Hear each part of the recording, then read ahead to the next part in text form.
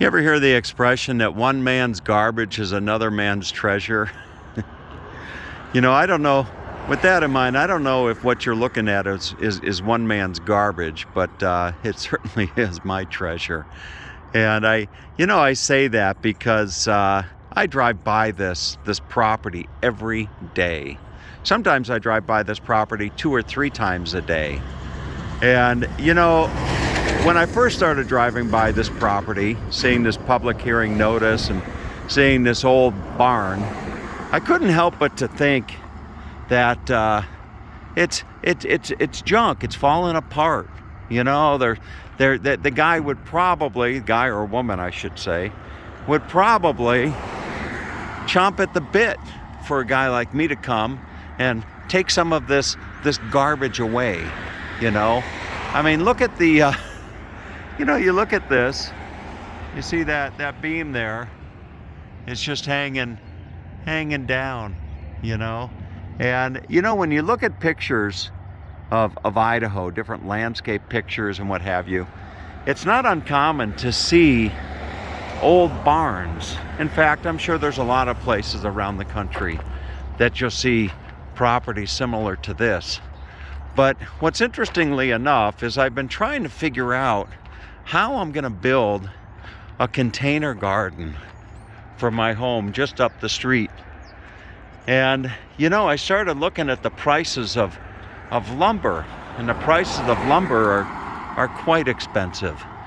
And I thought to myself, well, surely there's got to be a place around where somebody's got an old container garden or an old this or that, and they just want to get rid of it. But it didn't take long before I started searching down that path that I came familiar with the term reclaimed lumber. Reclaimed lumber. And interestingly enough, there is a market for reclaimed lumber. And when they sell this property to put up the next subdivision, they probably will come along and they'll take this farm equipment that's sitting here and they'll probably send that off to some auction. And then what they'll probably do as well is they'll probably take some of this lumber here. You see? They'll take some of this lumber. Look at that. That's good stuff. They'll probably take some of this lumber and they will and they'll send it to auction as well, or so I'm thinking. But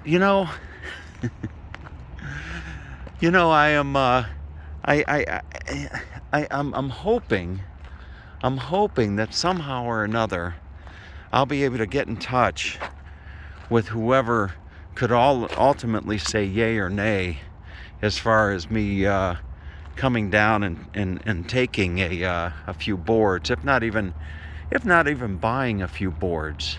You see, they've got some really nice. Look at that tin over there, and there's that barn, the old barn. Now I don't know necessarily that I would be coming out of here with a hammer and pounding boards off of that, but if you look closely, look at all of that lumber right there. You see? So I am hoping that I don't know, maybe one of these guys could give me permission. You think? Maybe if I'm polite about it, I could ask one of these residents here. I don't know if they're the owners. Maybe they're just tenants. Look at that. Oh boy, that is some prime rib. Prime beef, I should say. Ooh, God, you gotta wonder how they're not cold, huh? I mean, look at that. You just gotta wonder how they are not cold. It must be like 25 degrees here. And there they are, just wallowing in the mud, so to speak. But anyway, you know what I'm gonna do? I thought You know, whereas in years gone past, what I might do is go down to a local title company, get the name of the owner, because there's a registered owner to this property somewhere. I think what I might actually do is just type out a nice note. And come down and stick it on this bale of hay somehow. You know, stake a nice letter or note. You know, dear sir or ma'am, you know, I'm pleased to introduce myself, and I want to grow a garden. Anyway, have a great day.